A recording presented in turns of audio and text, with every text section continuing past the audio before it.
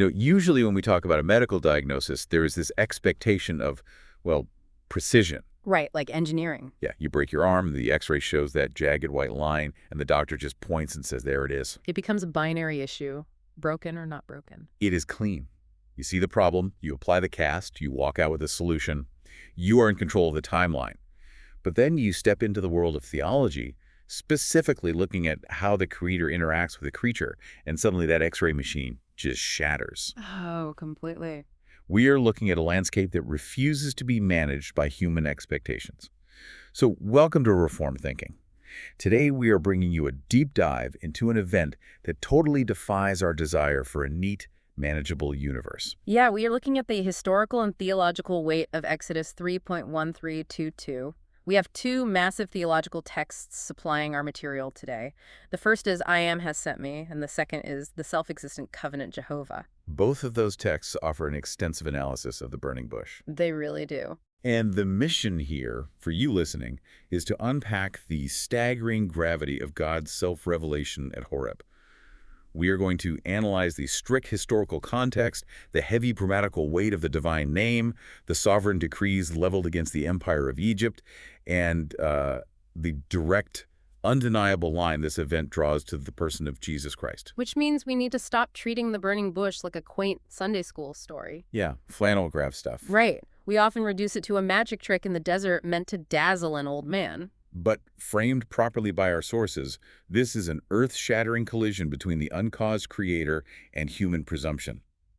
It is the moment the living God steps into history and strips mankind of every illusion of autonomy. And to understand that collision, we first have to establish the physical stage where this revelation occurs. We have to look at the barren wilderness and the stripped shepherd. So let's ground this in time.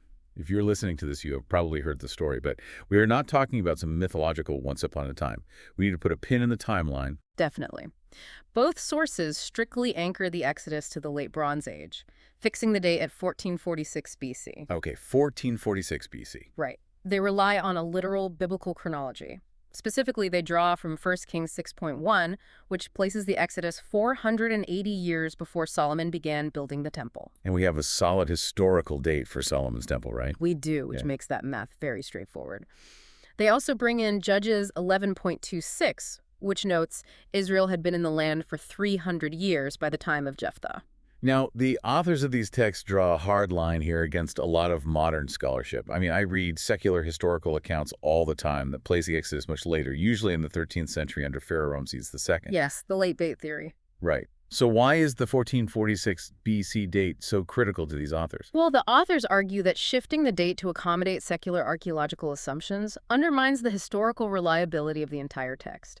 By anchoring it firmly in 1446 BC, they assert that we are dealing with a precise historical intervention by God. Because if you start bending the timeline to fit external theories, you turn the narrative into a mythological overlay. like it was invented centuries later. Exactly. Well, precisely. You get scribes trying to create a national origin story rather than recording a literal historical event.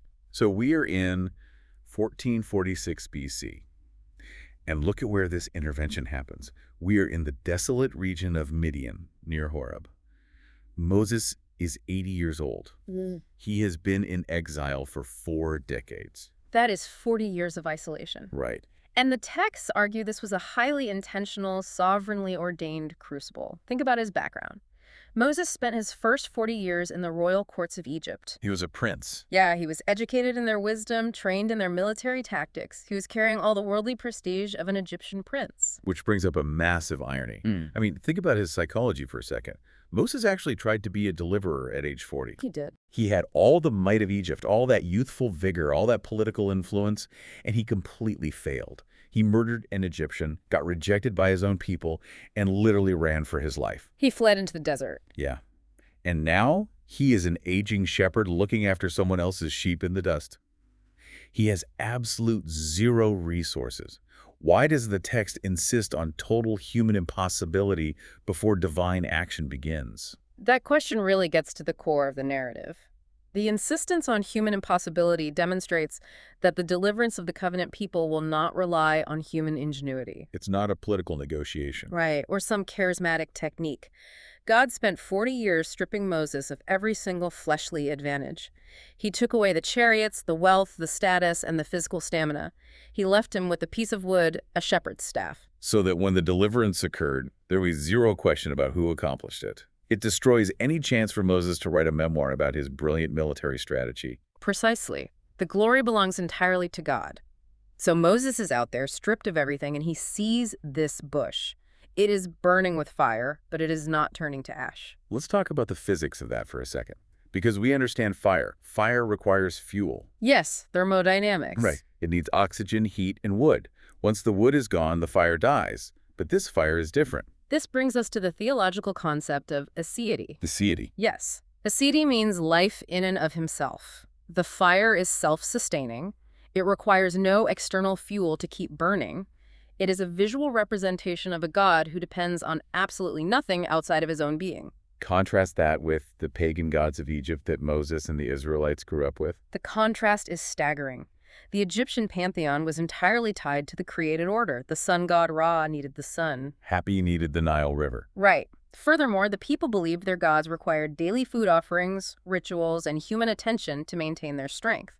The gods were contingent, dependent beings. They needed the universe. They were basically superpowered humans who needed a meal. Pretty much. So the burning bush visibly demonstrates that the God of Abraham requires nothing from the universe he created.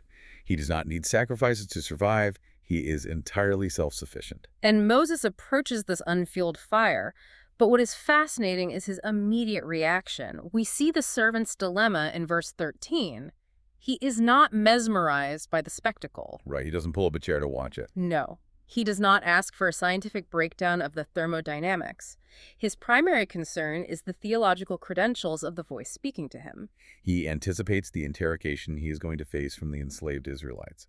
He says, when they ask me, what is his name? What shall I say unto them? And I want to pause here because our sources make a critical distinction about this question. This is not a request for a phonetic label. Not at all. He's not asking for the name on a divine driver's license. In the Semitic mind, a name dictates essence, character, and sovereign authority. Israel has been crushed under brick and lash for generations. They are surrounded by a dominant culture with gods who supposedly control every aspect of life. So if Moses shows up claiming a deity sent him, they need to know the essence and the capability of that deity. He needs objective revelation. A private mystical feeling in the desert is not going to authenticate a mission to overthrow an empire. Yeah, Moses knows Pharaoh doesn't care about desert visions. Oh, you saw a bush, get back to making bricks. Right. The grammar God gives him in response is arguably the most staggering statement in the Hebrew Bible. In verse 14, God says, Iya Asher, AA. Translated into English, we read it as, I am that I am. Let's jump into the grammar of that, because our sources dedicate a lot of ink to unpacking the syntax. What makes this phrase so heavy? The phrase hinges on the qual imperfect first-person singular form of the Hebrew verb haya. Which means? It means to be or to exist.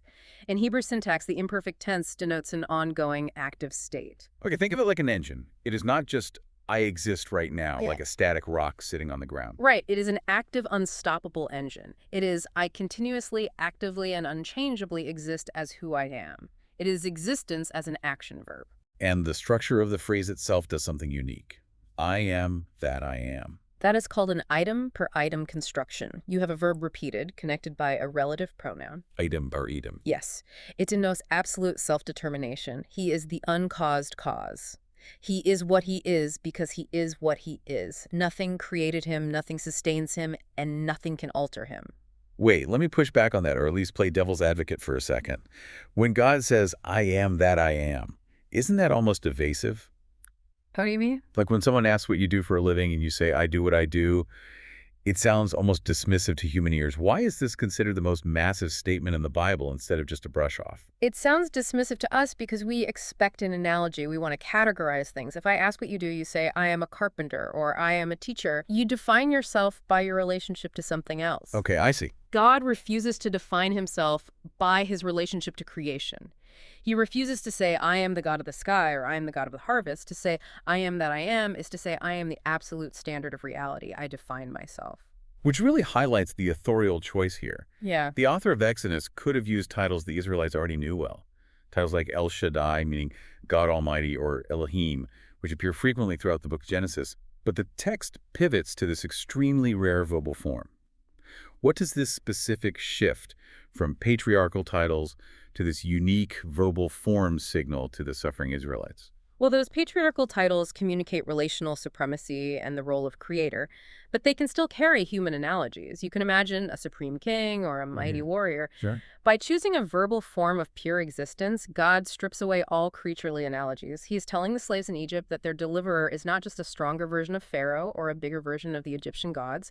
He is the very ground of existence itself. Our sources take this ancient grammatical revelation and apply it heavily to modern theology. And they do not pull any punches. They argue that this absolute, independent God stands in diametrical opposition to the small, domesticated deity marketed by modern consumerist church culture. They are very firm on that point. The authors claim that modern pragmatism often treats God as a passive helper, a deity waiting anxiously on the edge of his throne for human beings to grant him permission to act. The sources explicitly rebuke systems like Arminianism or Pelagianism. And for those listening who might not spend their weekends reading systematic theology, Pelagianism is the ancient idea that human beings can choose God entirely on their own natural ability without needing divine grace to initiate it. Right. And Arminianism teaches that God's grace is necessary, but it cooperates with human free will, meaning human choice has the final say. The authors argued those frameworks make divine grace contingent on human choice, which completely contradicts the absolute self-determination revealed in the item per item construction. Because he is uncaused. Right. A God who is I am does not negotiate his decrees based on the foreseen choices of his creatures. He acts from within himself. So God reveals his uncaused nature. But he does not leave his identity hovering in the realm of abstract, unreachable metaphysics. He immediately binds his eternal being to actual historical promises in verse 15. We move from the first person Ahai to the third person YHWH, or Jehovah. The Tetragrammaton. This third-person form appears over 6,800 times in the Hebrew Bible, and God declares this is his memorial to all generations. He connects it directly to the patriarchs, right? He does. He's the God of Abraham, Isaac, and Jacob. So he takes this massive, unapproachable concept of absolute existence and anchors it to three specific historical men. The unchangeable I am is the exact same God who made the ancestral promises centuries prior. He is binding his absolute existence to his covenant word. And those promises are rooted in strict geopolitical reality. The text mandates a literal, physical relocation.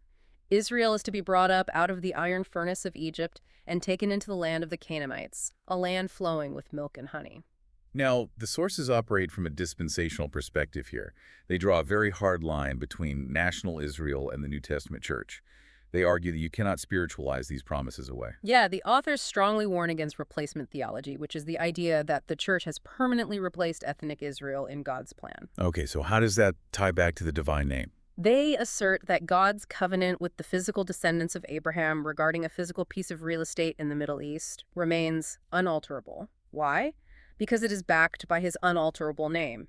If the I am changes his mind about the physical land, then his name is compromised. That is a heavy claim.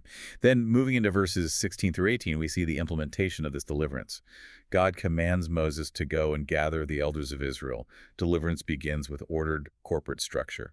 God addresses the covenant people through their recognized representatives. He does not tell Moses to start a grassroots riot. Yeah, he isn't handing out flyers. Right. He does not tell him to wander through Goshen trying to drum up chaotic enthusiasm among the brickmakers. The sources note this actively rejects privatized spirituality. We live in an era where faith is considered highly individualistic, just me and God in the woods. But here, the covenant community is dealt with as an ordered body. God respects the structural order he ordained for his people. And that structural order sets the stage for the inevitable clash with the Egyptian empire. With the mission authenticated and the elders gathered, the narrative shifts toward Pharaoh. Verse 19 opens with an emphatic inversitive pronoun. But I. God says, but I am sure that the king of Egypt will not let you go. He declares he possesses perfect foreknowledge that Pharaoh will refuse the demand. The sources use this specific verse to dismantle open theism. Oh, let's unpack that. Well, open theism is the theological view that the future is partially open or undetermined, even to God, because it depends on the free will choices of human beings. Under that framework, God is highly responsive, adapting his plans as human history unfolds. sort of making it up as he goes based on what we do. Right.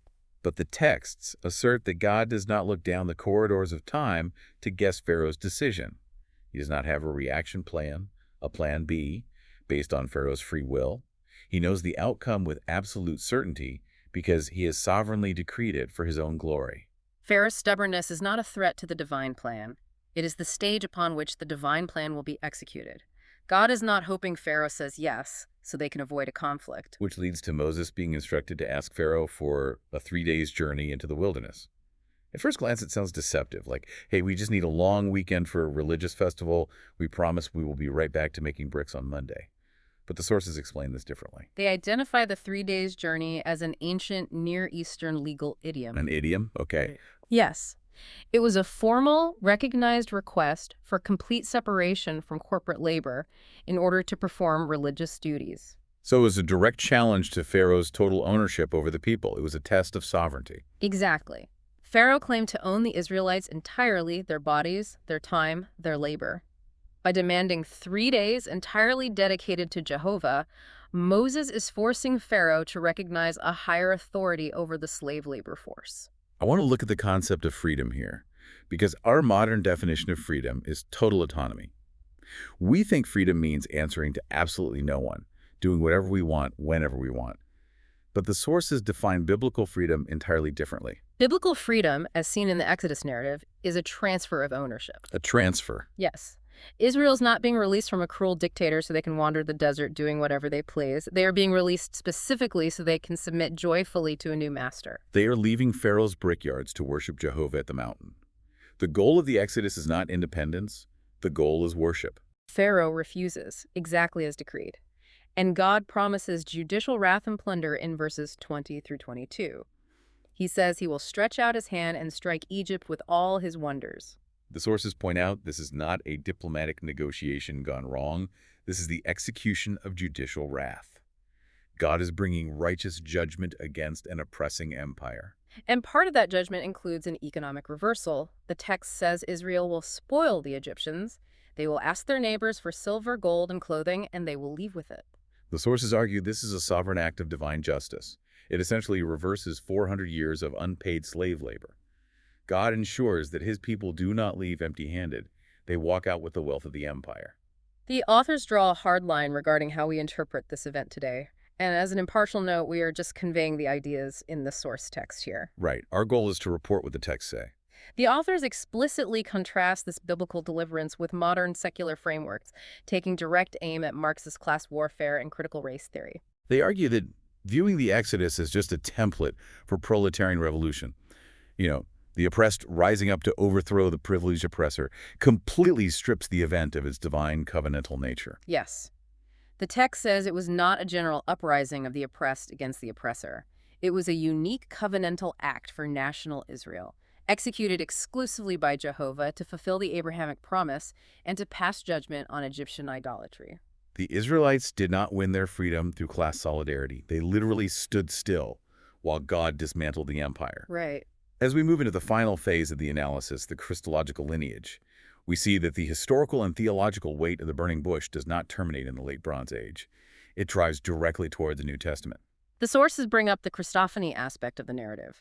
A Christophany is a pre-incarnate appearance of Christ in the Old Testament. The text states that the angel of the Lord appeared in the flame. Reformed and biblical theology, alongside the Westminster Confession, identifies this angel not as a created being, like Gabriel or Michael, but as the Logos, the pre-incarnate Son of God. Which makes the connection to the Gospel of John so intense. Let's unpack John 8:58. Jesus is having a heated debate with the religious leaders, the Pharisees, and he says, "Before Abraham was, I am." The Greek phrase used there is ego eimi. He uses the present tense of absolute uncaused being.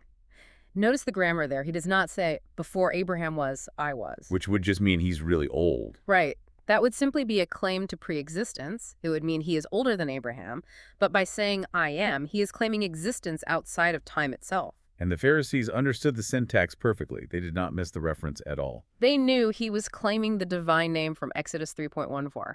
That is why they picked up stones to execute him for blasphemy. He was identifying himself as the self-existent God of the burning bush standing right in front of them in human flesh. So how does the physical deliverance from Egypt function as a shadow of the gospel? How do we see the greater Exodus? The sources explain this through the doctrine of substitutionary atonement. Humanity faces a much harsher master than Pharaoh. We are enslaved by sin, by the inevitability of death, and by the curse of the law. We cannot negotiate our way out of it. No, and we certainly cannot fight our way out. So Christ acts as the true Passover lamb. Through his perfect obedience and his substitutionary death on the cross, he breaks the oppressor. Colossians 2.15 says, "He spoiled principalities and powers, making a show of them openly, triumphing over them in the cross. He plundered the enemy, just as Israel plundered Egypt." That theological reality translates directly into pastoral comfort for you, the afflicted listener. We talk about these massive theological concepts, aseity, sovereign decrees, the atom per atom construction. But what does that mean for someone dealing with crushing circumstances on a Tuesday morning? The sources argue that when believers face prolonged, agonizing affliction, they must distinguish divine delay from divine denial. Because Israel waited 400 years in slavery. Generation after generation died in the brickyards without seeing the promise fulfilled. And that massive delay did not mean the covenant was broken or forgotten. The unchangeable nature of Jehovah, the I am, guarantees that his decrees will come to pass. So faith rests on objective revelation. Yes, the declared word of God, not on visible probabilities or current circumstances.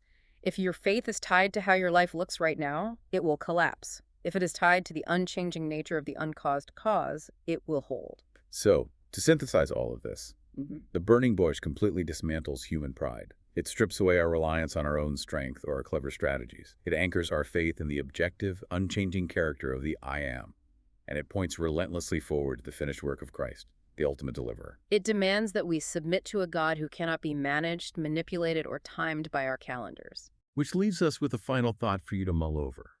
We constantly ask God to validate himself by fixing our immediate circumstances. We act a lot like Israel in Egypt. We just want immediate relief from the brickyards. We want the pain to stop right now. But what if God's absolute refusal to be managed by our timelines is actually the greatest proof that he is the only one capable of securing our eternal rescue?